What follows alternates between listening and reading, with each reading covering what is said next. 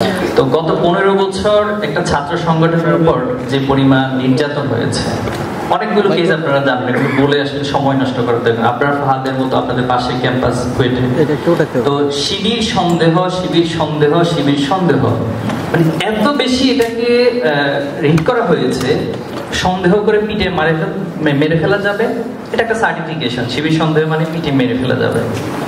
আপনাদের ঢাকা ইউনিভার্সিটির ক্যাম্পাসে অসংখ্য ঘটনার সাক্ষী আমি মনে করি আপনারা এখানে আছেন, এখানে যারা আছেন অনেক সাক্ষী আছেন এই ঘটনাগুলোর। এরপর আমাদের এই 5ই আগস্টের পরবর্তী যে বাংলাদেশ, এর আসলে অনেক ইমোশনাল অনেকগুলো বিষয় আছে। তো সেই 5ই আগস্টের পরবর্তী বাংলাদেশে এখন আমাদেরকে প্রশ্ন করা হয় যে আপনারা কি গুপ্ত?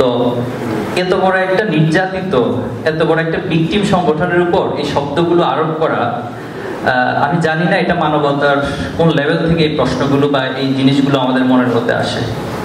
আজকে ছাত্র শিবিরের এই প্রোগ্রাম কি প্রমাণ করে ছাত্র শিবির গুপ্ত কোনো বিষয়? ছাত্র শিবিরের সায়েন্স টেস্ট কি প্রমাণ করে ছাত্র শিবির গুপ্ত কোনো বিষয়? তো আমাদের সেই 77 সাল থেকে প্রত্যেক বছর কেন্দ্রীয় সভা থেকে শুরু করে একবার ইউনিট পর্যন্ত প্রত্যেকটা সেট আপই হয়েছে।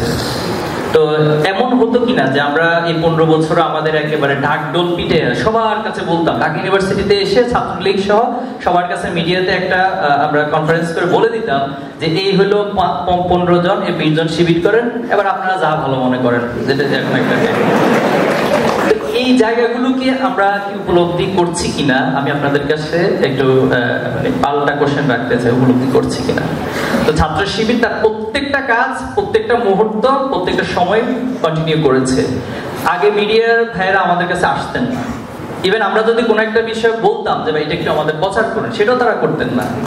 কেন করতেন না সেটা তাদেরও অনেক সীমাবদ্ধতা ছিল। ইভেন এমনও হয়েছে যে আমাদের নিউজ কাভারেজের কারণে অনেক সাংবাদিকের তার পরবর্তীতে তার চাকরি নিয়ে টানাহেস্র শুরু হয়েছে, এরকম ঘটনা অসংখ্য। এটা তো আপনাদের প্রিভিয়াস ক্রাইসিস, কিন্তু এই 5 আগস্টের পর থেকে আপনারা কি কমিটি এখনো গোপন রেখেছেন? না, আমরা কোনো গোপন তো রাখিনি।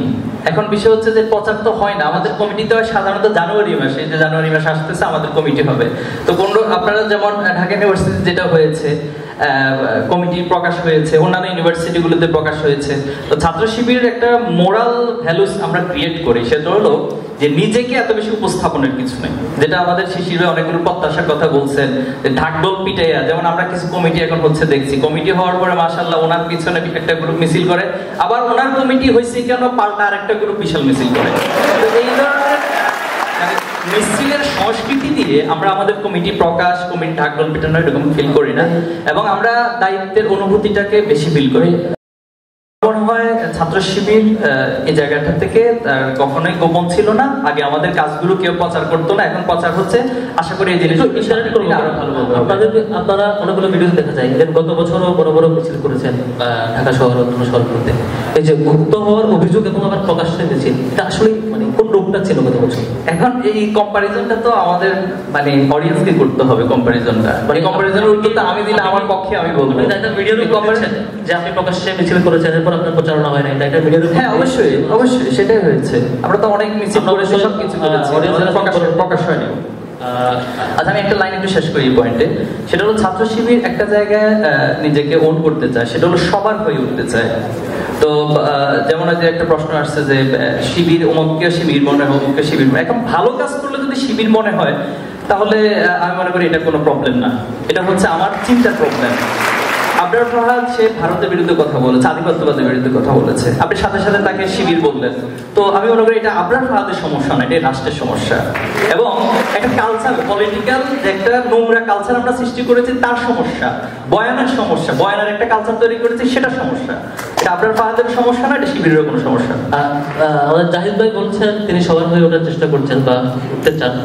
জি, আমাদের শুরু থেকে অর্থাৎ 5ই আগস্টের পরেই আমরা যেটা ফিল করেছি, আমরা এটা নিয়ে বসেছিলাম আমাদের সেন্ট্রালি এবং শাখা পর্যায়ে দায়িত্বশীলের সাথে। তো চিন্তা করলাম যে আমরা যদি ছাত্র শিবিরের একটা তালিকা প্রকাশ করলাম, সেটা হোক 100 হবে, বেশি হবে বা কম হবে। তো এটার পরে হচ্ছে ছাত্রদল একটা প্রকাশ করবে, এরপরে ছাত্রলীগ, আমাদের অ্যানালিসিসে তখন যেটা উঠে এসেছে। এভাবে করতে করতে দেখা যাবে যে সব দল মিলে করলে হয়তো 500 হবে। ইতিমধ্যে আমরা পেয়ে গেছি অলরেডি 1500 প্লাস বা 2000 শহীদ হয়েছে। তাহলে বাকি যে 1000 বা মোর দেন 1000, তাদের তালিকাটা কোন দল প্রকাশ করবে। তো এটা ছিল আসলে আমাদের বড় একটা নিজেদের কাছে কোশ্চেন। তো সে জায়গা থেকে আমরা যেটা স্টেটমেন্ট নিয়েছি, আমরা এখানে যেহেতু আন্দোলনে আমরা সবাই ছিলাম, আমাদের পরিচয় ছিল আমরা আসলে মাজলুম, আমাদের উপর জুলুম করা হচ্ছে এবং বাংলাদেশে একটা ফ্যাসিস্ট সরকার বাংলাদেশকে জিম্মি করে এবং বাংলাদেশের ছাত্র সমাজ সবাইকে জিম্মি করে তার মত চাপিয়ে দিচ্ছে। এজন্য আমরা তার বিরুদ্ধে, অন্যায়ের বিরুদ্ধে লড়াই করছি। এজন্য আমরা সবাই এক কাতারে এসে ন্যায়ের পক্ষে লড়াই করেছি। আমরা সকল শহীদদেরকে গ্রহণ করবো এবং আমি আজকে আবারও ঘোষণা দিচ্ছি, ছাত্র শিবির প্রত্যেকটা শহীদকে তার নিজেদের দলের মতো করে কোন করবে। আমরা অনেক সময় দেখা যায় যে অনেকে কিছু নাম উঠে আসে, যে অমুকের নাম বলেন না কেন, বলেন না কেন, স্লোগানে আবু সাইদ মুগ্ধ, শেষ হয়নি যুদ্ধ, তো এখানে কেন বাকি আরেকজনের নাম আসেনি। তখন আমি তাকে খুব সম্মানের সাথে বলি যে ভাই, তাহলে এই 1-2 জনকে আইকনিক যাদেরকে আমরা মনে করি তাদেরকে বাদ দিয়ে এরকম হয় সম্ভব কিনা 2000 শহীদকে নিয়ে একটা স্লোগান হোক, আমরা সবাই মিলে সেই স্লোগানটাই দিই। তো এই জায়গাগুলো থেকে আসলে আমরা আপনারা যারা বিভাজন তৈরি না হয়, দলীয় ক্রেডিট এবং দলীয় বিভাজন এবং অতীতে যেটা হয়েছে যে শহীদদেরকে নিয়ে লাশ নিয়ে রাজনীতি, এটা আমরা কোনোভাবে সম্পূর্ণ প্রশ্ন। আপনারা এটা শুধু মৌখিক ভাবে না, শহীদদেরকে গ্রহণ করার জন্য গত 3-4 মাস আসলে কিছু করছেন।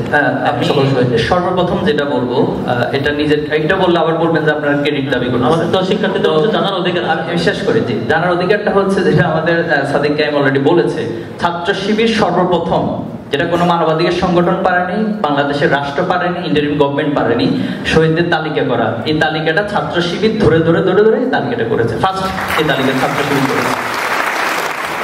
আপনাকে তালিকা করে, এটা ক্রেডিট দাবি করা হলো কিনা আবার পরে আবার আমাকে নিশ্চয় আপনি তালিকা করে কি শেষ করে দিয়েছেন নাকি আপনার সকল শহীদদের খোঁজ খবর নেওয়া করতে? আমরা 5ই আগস্টের পরে আপনারা এখনো ডকুমেন্টেশন আছে, আমরা সপ্তাহব্যাপী কর্মসূচি দিয়েছিলাম যে গায়েবানা জানাজা এবং প্রত্যেকটা শহীদের পরিবার, তাদের কবর জিয়ারত, তাদের সাথে সাক্ষাৎ করা, এবং সেটা আমরা এখনো কর্মসূচি অব্যাহত রেখেছি।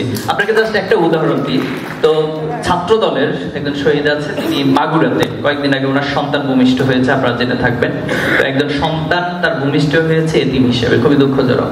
তো আমি মাগুরা সফর করে জেলা সভাপতিকে বলেছি আমি সেখানে যাবো, আমি সেখানে গিয়ে তার সাথে দেখা করে আসছি।